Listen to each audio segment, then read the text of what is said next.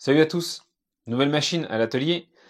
Celle-ci, c'est un échange que j'ai fait il y a plusieurs mois maintenant. On avait vendu le Typhoon Tune by Taylor.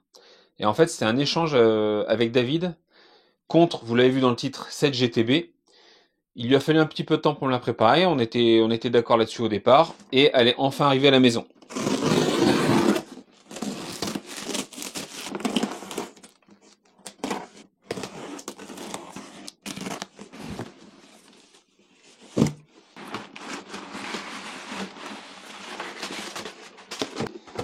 Hop, la petite GTB.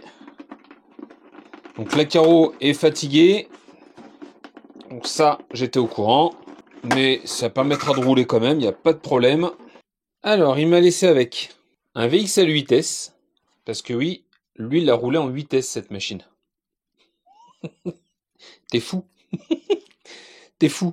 Avec un moteur SSS 4074 1400 kV. Donc SSS, j'en ai pas encore eu jusque là. Donc ça c'est cool, ça va faire un nouveau test. Donc sur cette machine, c'est une GT 1 8e avec un empattement de 360 mm. Et en plus ça tombe très bien, pourquoi?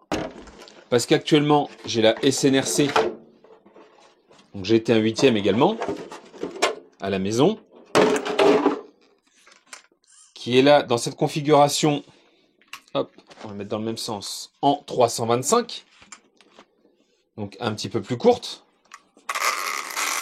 Hop, voilà, comme ça vous voyez bien la différence entre les deux empattements. Ici on a 360 mm et ici 325, 330. Mais j'ai également un deuxième châssis pour cette machine, pour avoir une machine en 360 mm. Donc j'aurai les deux mêmes châssis, enfin les deux mêmes longueurs de châssis, ce ne sera pas les mêmes châssis évidemment. Et ça nous permettra de faire des petits comparatifs sur piste, voir un petit peu ce que moi je préfère.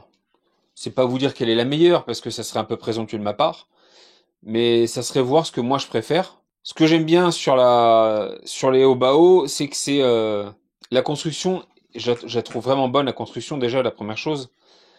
Tu as, comme sur beaucoup de machines Obao, le chariot moteur, vous savez que je suis amoureux de ça, c'est tout bête, mais t'as juste deux vis à enlever, tu peux enlever ton moteur, changer le pignon, le remettre en place, faire l'entredent rapidement.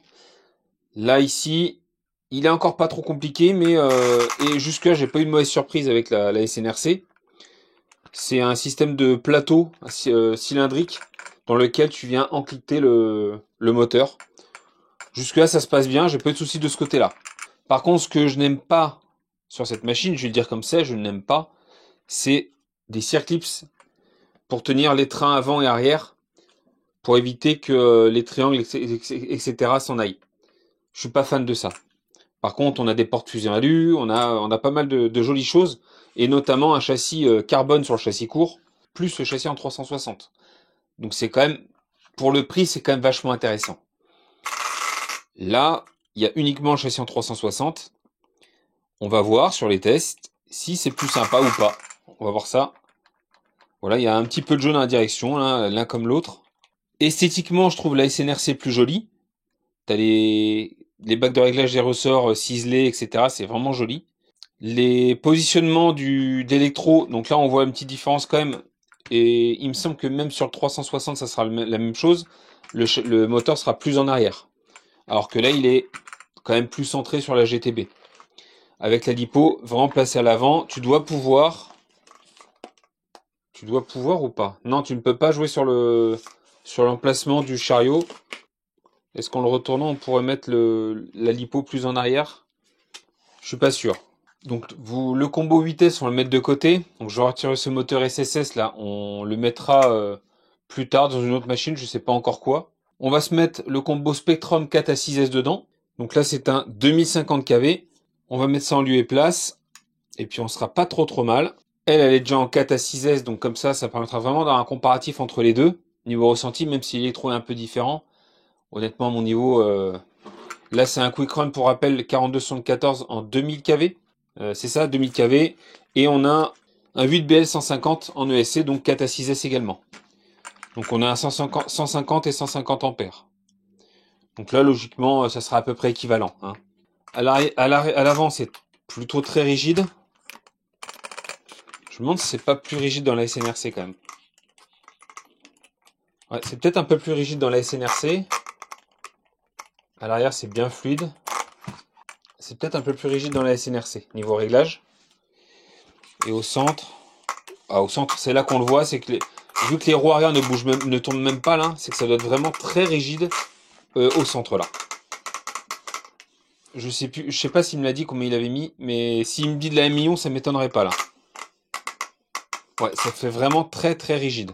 Le châssis, voilà, est un peu marqué, mais honnêtement, ça va. Et puis voilà, c'est des machines qui sont faites pour rouler. Hein. Enfin, moi, les machines d'étagère, j'ai aucune machine qui n'a pas le châssis rayé, à part quand je les achète neuves. Hein. Sinon, ça dure jamais très longtemps. Celle-ci, au bout de 2 minutes, j'avais un petit peu marqué le carbone dans la rue. Ça m'a ennuyé, mais c'est comme ça. À partir du moment où tu achètes une machine, tu sais que va y avoir des rayures, etc. Ah, c'est bien souple par contre niveau suspension là. Ah, elle est bien souple. Quand je fais les réglages, je mets plutôt plus rigide que ça. Je vais voir si ça m'apporte quelque chose, un peu de souplesse là. C'est peut-être ça qui me manquerait, un peu de souplesse au niveau de la suspension là-dessus. C'est peut-être un poil souple, on verra. On va faire un essai comme ça, on verra bien. Et puis honnêtement, j'aime bien la carreau de la GTB. Je trouve vraiment que ça fait Nissan GTR. J'aime beaucoup le style. Autant l'Hyper VT, on est très partagé sur le design de la carreau. Autant celle-là, je pense qu'elle plaît quand même plus. Bon, elle est un peu abîmée, mais ouais, franchement, ça va. C'est pas la cata. Je m'attendais à ce que ça soit pire. Il m'avait dit qu'elle était quand même bien abîmée. Franchement, ça va. Franchement, ça va. Le style est pas mal. Ouais, par contre, ouais, ça va frotter sévère devant là. Je vais être obligé de la raffermir un peu ou de la remonter un peu. Ou alors recouper la carreau, mais il va falloir faire quelque chose. Je pense qu'on va remonter un petit peu les plots. Ce qu'on va faire là tout de suite, c'est que je m'installe l'électro dedans. Je me mets la radio, etc. Je remets la machine prête à rouler et on se fait un premier petit test déjà dans la rue. Quelques minutes pour voir un petit peu ce que ça donne. À tout de suite. Alors, démontage du moteur. On a un pignon de 22 dessus. Moteur en 1400 kV et 8S. 1400 kV x 8S x 22 divisé par 2050 x 6S. Ça nous donne un pignon de 20. Sachant que je vais également rouler en 4S, donc il faudra un petit peu plus. Je vais mettre le pignon de 20 et on avisera à ce moment-là. Il faudra voir également si niveau chauffe, bah c'est pas trop. Donc là, j'ai juste enlevé les 2 vis du support moteur, qui sont là. Les quelques vis qui tiennent le moteur sur son support. Le moteur est enlevé. Est-ce qu'il irait dessus celui-là? Il est vraiment énorme, le ventilo est vraiment monstrueux avec un ventilo de 50. Là, il a pas lésiné sur le gabarit, l'ami David là. Moi j'ai celui-là qui ira très bien. Hop, on va se mettre ça plutôt à la place. Bon, j'ai dit que j'allais commencer par 20, je vais commencer par 19. On va commencer gentiment. Si jamais c'est pas assez, il y a rien ne nous empêche d'augmenter après. Donc là, on va mettre en place le pignon correctement pour bien l'aligner. Voilà, terminé. Ça m'a pris quelques dizaines de minutes là. Donc le moteur mis en place sur le chariot avec le pignon de 19 dents comme je l'ai dit. Une fois le moteur mis en place, j'ai pu remettre le boîtier de réception par-dessus parce qu'en fait il y a une petite encoche en dessous où l'arbre moteur passe tout juste. Donc on verra. Normalement ça va pas toucher. Ça risque de toucher. Je vais peut-être le rehausser un petit peu en mettant des petites cales en dessous là. C'est ce que je vais faire tout de suite. Je vais le faire tout de suite après. Hop, je vais vous montrer ce que je vais mettre. Je vais mettre 2 petites cales en plastique comme ça là. Deux petits tubes comme ça en plastique. Entre la boîte de réception et le support de servomoteur. Comme ça va le rehausser de quelques millimètres. Ça suffira. Le SC dont j'ai mis en place sur la plaque à l'arrière avec scotch double face velcroté. Plus un riselant de sécurité. Donc là ça ne bouge plus. Et l'interrupteur vissé avec un contre-écrou en dessous sur la patte de support de SC. 2 petits sangles pour la lipo.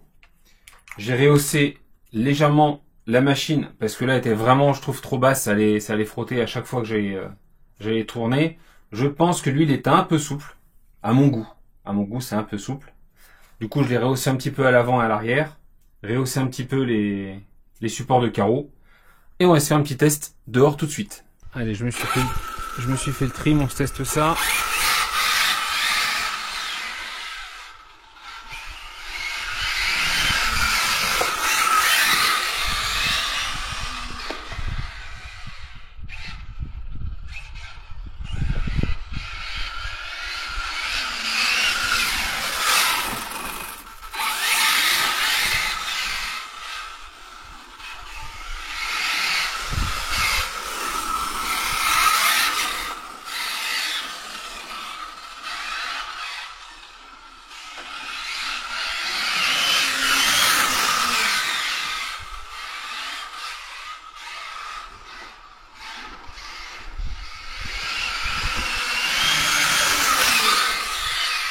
ça a l'air de très très bien marcher.